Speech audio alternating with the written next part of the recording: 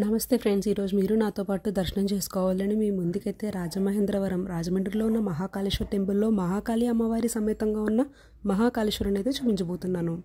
గుడి లోపలికి రాగానే వాతావరణం ఎంత హాయిగా ఎంత ప్రశాంతంగా ఉంది అంటే వేరే కొత్త ప్రపంచంలోకి వచ్చినట్టయితే ఉంది. ఈ గుడి వచ్చేసి రాజమండ్రిలో కైలాష్ భూమి దగ్గర అయితే నిర్మించారు. అది వచ్చేసి మనం గోదావరి ఘాట్ దగ్గర నుంచి ముందుకు వెళ్తే ఇస్కాన్ గుడి దగ్గరగా ఉన్న ఒక 100 మీటర్ల దూరంలో అయితే ఈ గుడిని అయితే నిర్మించబడ్డారు. మహాకాళేశ్వరుని దర్శనం చేసుకునే ముందు గర్భగుడి చుట్టూ చాలా చిన్న చిన్న ఉపాలయాలు ఉన్నాయి. అవి దర్శనం చేసుకుని మనం మహాకాళేశ్వరుడి దర్శనం అయితే చేసుకుందాం. గుడి చుట్టూరు ప్రదక్షిణ చేసుకుంటూ దేవుళ్ళని నమస్కరించుకుంటూ వెళ్దాం. ముందుగా ఆదిదేవుడు గణపతితో అయితే దర్శనం మొదలు పెడదాం.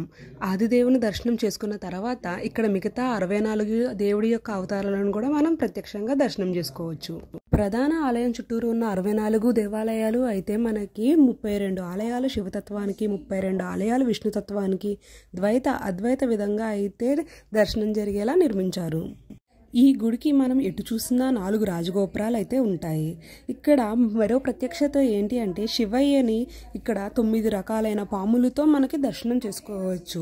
శివుడు చుట్టూరు 9 రకాలైన పాములతో 9 నాగులతో అయితే శివయ్య మనకి ఇక్కడ ప్రత్యక్షంగా దర్శనమిస్తాడు. ఇక్కడ దర్శనం కానీ అభిషేకం కానీ మన స్వహస్తాలతో మనమే చేసుకోవచ్చు. ఈ వీడియో నచ్చినట్లయితే ప్లీజ్ లైక్ చేసి సబ్స్క్రైబ్ చేయండి, షేర్ చేయడం కూడా మర్చిపోకండి. ఈ గుడిని అయితే మనం సేమ్ మధ్యప్రదేశ్లో ఉజ్జయిని ఆలయం ఉంది కదండి, మహాకాళేశ్వరుడి టెంపుల్ యొక్క సేమ్ అదే అవతారంలో అయితే మనకి ఇక్కడ నిర్మించడం అయితే జరిగింది. ఆర్కిటెక్చర్ అయితే చాలా అంటే చాలా అద్భుతంగా అయితే చేశారు. ఎక్కడా లేనట్టి విధంగా ఇక్కడ నవగ్రహాలను కూడా దర్శించుకోవచ్చు. భార్యావాహన సమేతంగా అయితే నవగ్రహాలను నిర్మించారు. ఇక్కడ మహాకాళేశ్వరుడి అవతారంలో మనకి దర్శనమిస్తున్న ఈ విగ్రహం మనకి తిరుపతిలో అయితే చేయించారు. 9 అడుగులు పొడవున్న ఈ విగ్రహం అయితే మనం దర్శించుకోవచ్చు.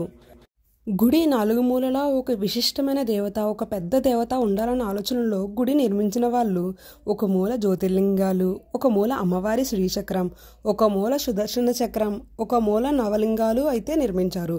అన్నింటికన్నా విశిష్టమైనది మహాకాళేశ్వరుడి దర్శనం. మనకి గుడికి 4 వైపుల నుంచి కూడా దర్శనం అయితే జరుగుతుంది. ఇక్కడ దేవుడికి భస్మంతో అయితే అభిషేకం చేస్తారు. ఇంతటి అద్భుతాన్ని మీరు కూడా వీలున్నప్పుడు వచ్చి ఒకసారి అయితే దర్శనం చేసుకోండి.